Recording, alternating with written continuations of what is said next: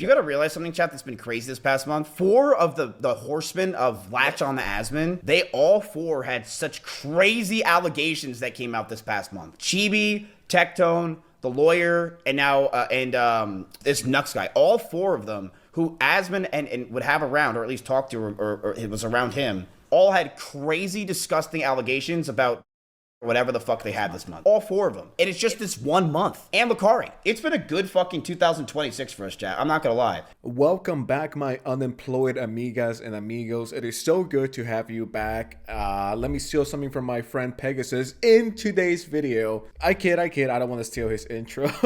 So if you've been watching the last few videos, you would know that we've been talking about the one, the only, the CEO of Demon Time and Demon Hour, whichever the fuck it is. I always forget, but it's one of those 2. We've been talking about the Mizkif situation and the updates and how it's been going. In case you guys missed those, feel free to check them out. The last time that we talked about him was like 2 or 3 days ago, and that was because there were some people that were saying Emiru is lying, and anyone that is defending Emiru is a white knight and a tier 3 simp, and they want to date her, which is not the case. I said this in the last video, and I'll say it yet again. When we took a look at Mizkif crying and having a mental breakdown because people were calling him the R word, they were calling him a racist, even though he openly calls other people racists that have allegations against them. So it's like, he's crying because people call him a racist because of the allegations, yet he has no problem calling other streamers and YouTubers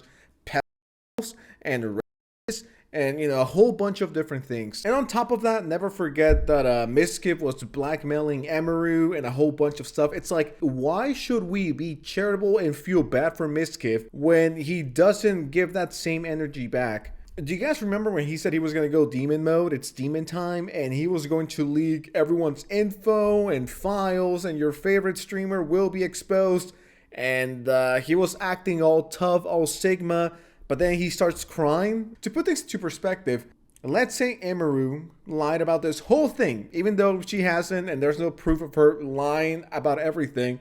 But let's say she did. I will still not care for Mizkif. Like, this guy is the biggest douchebag even before the allegations. There's so many incidents that have been recorded of Mizkif being abusive towards his ex. Not only verbally, but also physically. Throwing food at his ex, throwing stuff at his ex. If he wants to pretend that throwing a Kirby plushie is the equivalent of throwing a brick at someone, then that means to him throwing a box or something heavy to his ex-girlfriend, that's the equivalent of punching a woman in the face and then kicking her while she's down. So let's not pretend like Mizkif is this perfect guy with a perfect track record and he's never done anything wrong and they're doing him dirty right now. So the YouTuber Legal Mindset put out this video, Emiru's difficult defense in Mizkif lawsuit. I talked about this briefly on my last video, but I actually wanted to take a look at this because, well, it's a lawyer and I'm not a lawyer. So I'm really looking forward to see what he has to say regarding the case. In my opinion, before we get into it though, I don't think this is Emiru lying. And not once did she say, yeah, I lied. So I don't know why everyone's jumping on the bandwagon that Emiru's a liar and Mizkif should come back and they did him dirty. No.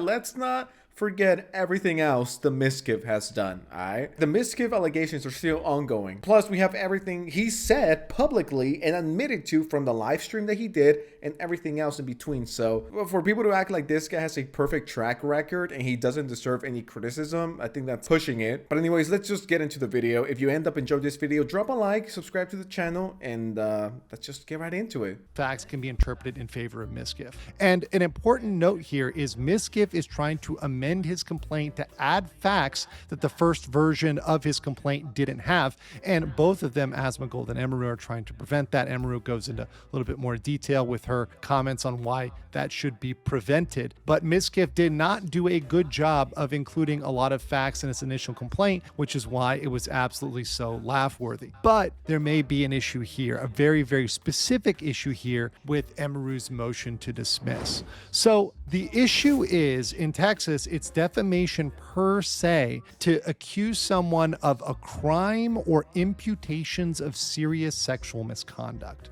And SA, right, you see it right there, is a felony which falls under both categories. So it's both a crime and an imputation of serious sexual misconduct. So both of those things are defamation per se. So if you have that information out there, you would interpret that, okay, that's defamatory. And of course, just for those that don't know, the crime of SA generally requires some sort of physical contact, right? So that's something that's going to be required. And as of yet, we do not have any injunction or criminal complaint against Mizkif that's been filed for SA. But which brings us to the problem. The problem is looking at Emiru's statements in the transcript, she used the language of SA at least 3 times during her main speech, which you can go through. And these are timestamps from the transcript, which was submitted to the court. We can read that today. Today, I'm finally going to be opening up about the psychological and domestic abuse, stalking and harassment, sexual assault, and threats of blackmail that Mizkif has done towards me and some of these issues which are ongoing. That's number 1. Number 2, she opens up by saying, but because of the past incidents during like other fights and times I would try to separate myself from him, past incidents during those times of him manipulating me into staying close with him and giving him more chances, sexually assaulting me, the abuse and just generally not being a very nice person. And then last but not least, I'm so grateful for how things are now. It was very difficult, but I'm very proud of myself for making the choices that I did to end up where I am now. And I said this when everything went down the first time, when people were saying, I think Emiru's lying. She's like all these other women that lie and make up allegations because they're salty over a breakup. Most of the time when people lie about this sort of stuff, they want something out of it. They want the guy's career to end. They want money. They want clout. They want fame. They want attention. But most of the time, what they want is money. And in my opinion, with the stuff that we had at the time and the stuff that we have as of now, it's like Emiru doesn't need the clout. She's bigger than Mizkif. She doesn't need the money. I'm sure she has a lot more money than Mizkif. To me, it's like, why would she do this? Think about this logically. She has everything to lose in this situation and absolutely nothing to win. Now, if for whatever reason it does come out that she lied about everything and Mizkif is innocent, where Mizkif fucked up is going live and admitting to so many things and showing the blackmail about Emiru killing bunnies, and then the truth came out and he was lying. So it's like, if he saved this blackmail to get back at her and then that didn't work and it backfired, it's like, what else is he willing to lie about? You know what I mean? So even if Emiru lied about the essay, which in case you guys don't remember, the essay happened when Emiru was crying and Mizkif decided to put his hand down her pants while Emiru was crying. That's the allegation right now. So even if he didn't do that, why are we forgetting everything else that he's currently being accused of? Like WestJet says, he might not be guilty yet, but what he is guilty of is being cringe and being a massive cornball and being annoying and being a douche and being a degenerate and being a drug addict, and well, you know, the list goes on and on and on with Mizkif. And the reason why I'm saying this is because there's so many people on Twitter running with the narrative that Emiru is guilty and she's a liar and, you know, men are always the victim and Emiru deserves to die and be, you know, a lot of things have been said online about Emiru, even though once again, her or the lawyer, they never say, yeah, essay never happened. There's a lot of misinformation going on right now, and I have no stake in this game. Like, I genuinely don't care for Emiru. It's not like I'm watching her streams or anything. It's not like I'm a fan on top of that. So it's not like I'm out here with my tier 3 simp subscription, tuning in into every Emiru live stream, be like, Emiru, you got this, queen. If I donate $10,000 to you, will you go out on a date with me? It's like, I'm not doing that. That's not the point of this. The point of this is just to show you how shitty Mizkif is. I don't like Mizkif, all right? I never did, truth be told, and I don't think that's a secret. I think I've said this multiple times over the years. I don't like the guy. Yeah, that's my story of dealing with psychological and domestic abuse, sexual assault, stalking, and being threatened on, if you know if you know I ever talked about it. So there you go. You see the instances of her bringing that up. And this was definitely something that Emiru's lawyers knew that Mizkif was going to bring up because of that law, because of the defamation per se. And you do have this statement here. So this statement here seems to be the thing we have in the record that would go towards that, or towards her interpretation of that, which is the statement, "We cuddled for about 30 minutes and started to kiss. She said that she was okay with this on her stream, and I started to advance to the next stage because I thought that's what she wanted." So this is fine if you forget that according to Emiru, she was crying while this was going on. Yelped, and I immediately sprung up and was scared if I did anything wrong or did something or did wrong in general. I got scared and left the house. I apologize if that made Emmy uncomfortable for me not saying sorry, and I wish I had said sorry back then. So that was the incident which perhaps she was interpreting that. It's the one we have from the record. Of course, this is Mizkif's own statement.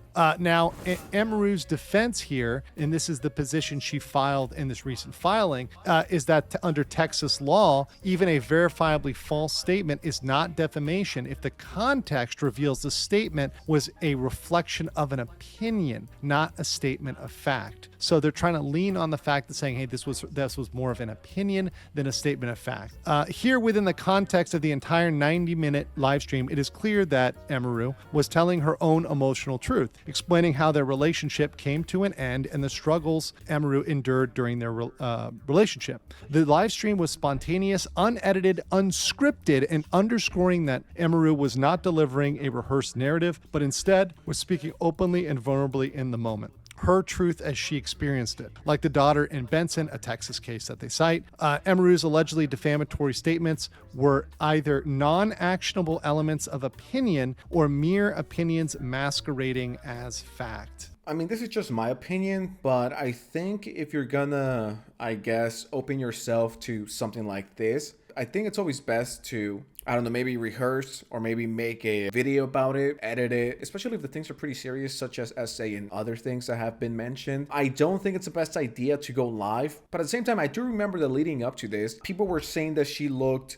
stressed and anxious, and the Twitch thingy with the weird fan walking up to her and hugging her or trying to kiss her was also going on. And I believe she said that she was sad or depressed, or she wanted to speak out against something that's been on her mind for many years now, and now we know that it was the Mizkif stuff. So I think it was a lot of factors. Once again, I don't think it's the greatest idea to go live and air this out. I think a video would have been a lot better, but I get it. I'm sure there's a lot of people that would have been like, you're lying because you edited a video and you edited all the bad parts. So maybe that's what she was like, I'll just go live, fuck it. I guess everyone's different. If I was Emiru, I would have definitely made a video about this and showed proof in the video, showed receipts. I don't think going live was the greatest idea, but you know, that's just my opinion. But once again, the thing is, Mizkif went live and admitted to so many things minutes, if not hours after it went down. And the only person that he has to blame, because no one fucking believes him, he loves to call other people racist and pedophiles, but the second you do it to him, he starts crying. It's like, what?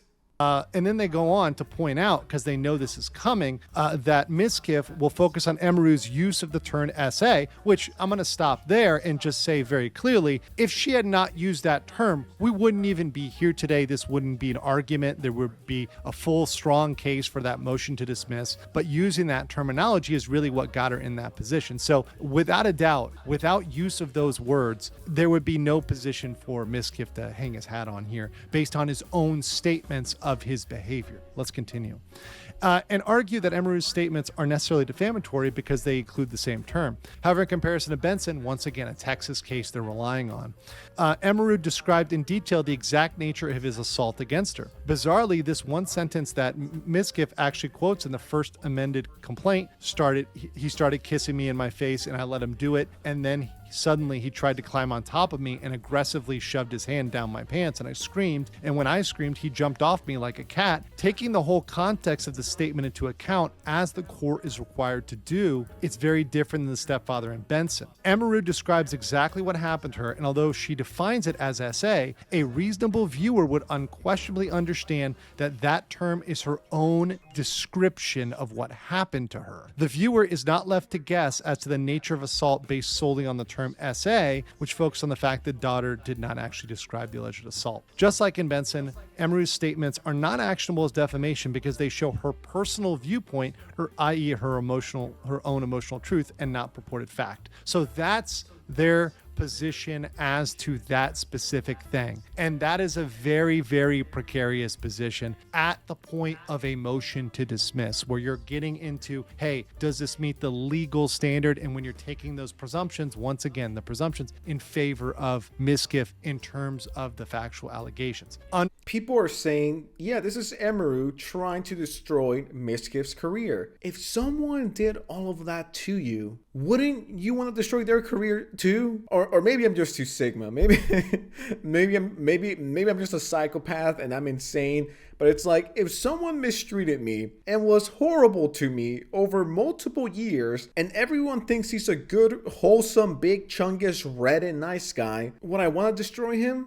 Yeah. And the thing is, she's not lying about most of the stuff. I mean, Mizkif legitimately tried to accuse her of killing bunnies, which got disproven, by the way. And so many people have also spoken out against Mizkif. It's like, yeah, dude, if someone fucks me over and then they accuse me of killing rabbits or bunnies or whatever the fuck they were, and they were also being mean to me, and they also multiple times got in the car with me and drove 140 miles per hour saying that they were gonna kill us, yeah, dude, I'm getting my revenge when I can. People are acting like Emiru lied about everything and Mizkif is this wholesome angel. I'm like, are we reading the same document? Are we watching the same videos, or am I just tripping? Understanding, though, that Mizkif did a poor job in his complaint of including details and spotting out things, and that's what he's probably trying to clean up, him and his lawyer trying to clean up and add to make sure that they perhaps survive a motion to dismiss. But this is their defense. So what do we look at? Well, in defamation in general, we're going to look at this how a reasonable person would look at this. So overall in the context, right, the fact finder, right, the jury at a certain point, right, earlier on, we can look for summary judgment and motion to dismiss. These are going to be the judge is going to be making the decisions, but you're going to be looking from a reasonable person's standard. And Emiru's problem, or fundamental problem, is that she repeated those words and also used them in the context of other crimes. And that would leave an implication that it was the criminal definition, right? And even if it wasn't, once again, we go back to Texas law, there's the imputation of serious sexual misconduct, which can also be defamation per se. However, here's the problem for Mizkif, and this is not just a clear thing where Mizkif is at the complete advantage. They're public figures, and the burden is on Mizkif to prove that Emiru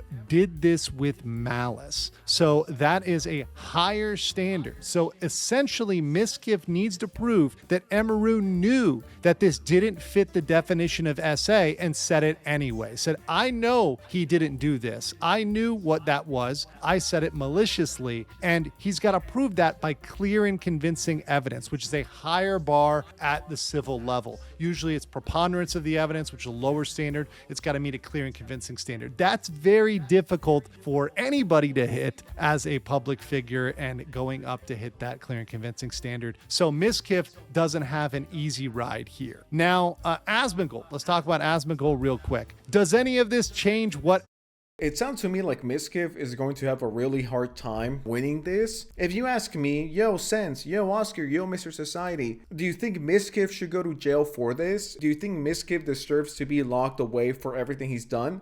Yes. But I also think Mizkif deserves to go to jail solely for this video alone. You burned my house to the ground! My family's dead! What do I do? I'm gonna find you, fucker. and once again, not to get repetitive, and this is the last time I'm saying this, he fucked himself over by going live. Had he not done that, maybe he would have a fighting chance. Maybe things wouldn't look so bad for him. But I mean, he did himself no favors. And then having blackmail and being like, haha, I knew you were an abuser of bunnies. And it's like, well, you had that info, so you knew about it, yet you didn't report it?